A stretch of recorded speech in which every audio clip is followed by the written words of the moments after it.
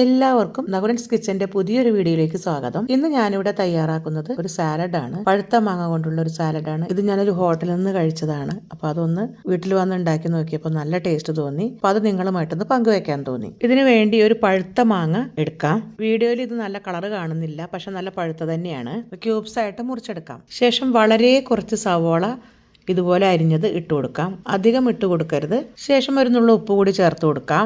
ഇനി വേണ്ടത് അല്പം വെളിച്ചെണ്ണയാണ്. ഒന്നും അധികമാവാൻ പാടില്ല. ശേഷം കുറച്ച് തേൻ, അത് നമ്മുടെ ഇഷ്ടത്തിനനുസരിച്ച് ഒഴിച്ചു കൊടുക്കാം. ക്രഷ്ഡ് റെഡ് ചില്ലിയാണ് അടുത്തത്, അതായത് മുളക് ചതച്ചത്. പിന്നെ കുറച്ച് കാന്താരിയോ അല്ലെങ്കിൽ പച്ചമുളകോ ഇട്ട് കൊടുക്കാം. ഇവിടെ നല്ലപോലെ ഒന്ന് ഇളക്കി കൊടുക്കാം.